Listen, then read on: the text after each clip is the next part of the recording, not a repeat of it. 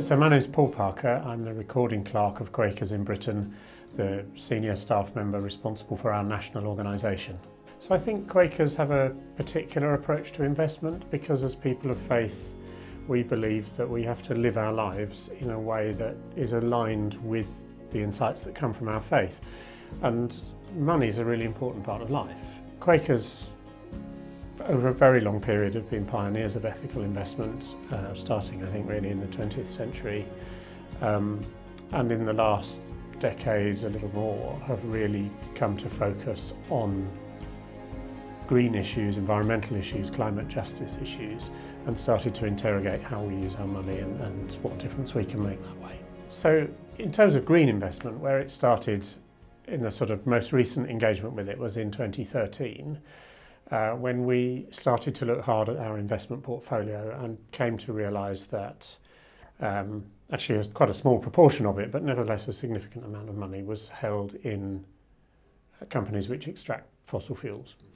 And having made a commitment as a faith community a couple of years earlier to becoming a low carbon sustainable community, we recognised that that was incompatible with our faith.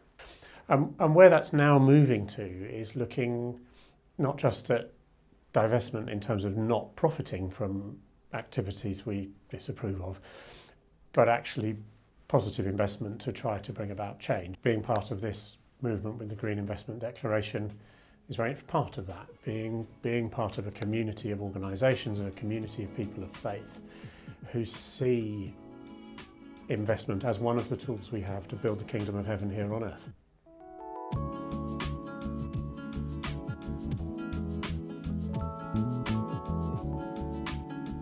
So for us, the Green Investment Declaration was important to join for a number of reasons.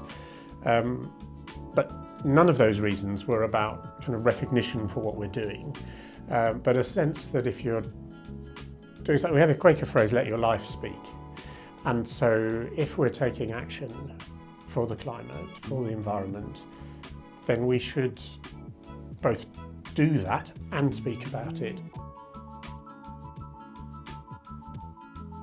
So for us, what that's meant is really looking hard at our investment portfolio and the sorts of companies that are there. We already had a long list of exclusions.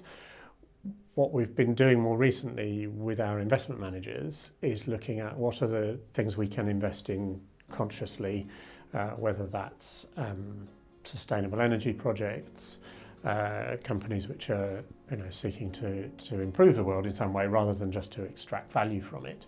And that's led us to move investments around and to look at the portfolio differently. That over the period of time we've been doing it has been financially beneficial to us as well. On the whole, those investments have performed pretty well.